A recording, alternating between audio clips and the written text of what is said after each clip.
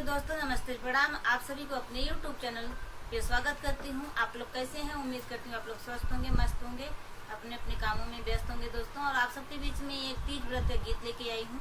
बहुत ही प्यारा, बहुत ही सुंदर है, सुनेंगे तो बहुत ही आनंद आने वाला है। और हमारा गीत आप लोग को पसंद आए तो प्लीज़ आप लोग शेयर, सब्सक्राइब, लाइक जरूर करिएगा और वीडियो आप लोग फुल वॉच करके देखिएगा। और आप सभी को धन्यवाद दोस्तों। जय गौरी मैया। आइए सुनाती हूँ। खोला मंदिरवा के द्वार हो गौरी के सजनवा, खोला मंदिरवा के द्वार हो गौरी के सजनवा, गौरी के सजनवा हो गौरी के सजनवा, खोला मंदिरवा के द्वार हो गौरी के सजनवा, खोला मंदिरवा के द्वार हो गौरी के सजनवा।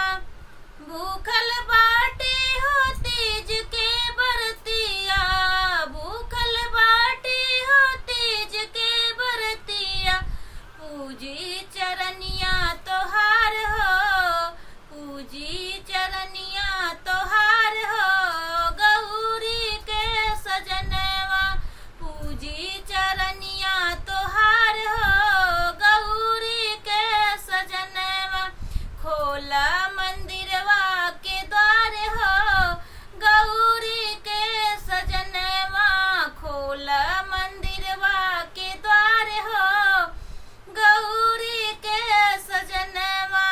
भंगिया धतुरवा से भोगवा लगई बई, भंगिया धतुरवा से भोगवा लगई बई, औरऊ मांगब सोहाग हो गौरी के सजनवा, औरऊ मांगब सोहाग हो गौरी के सजनवा, खोला खोला मंदिरवा के द्वार हो गौरी के सजनवा, खोला मंदिरवा के द्वार हो गौरी के सजनवा।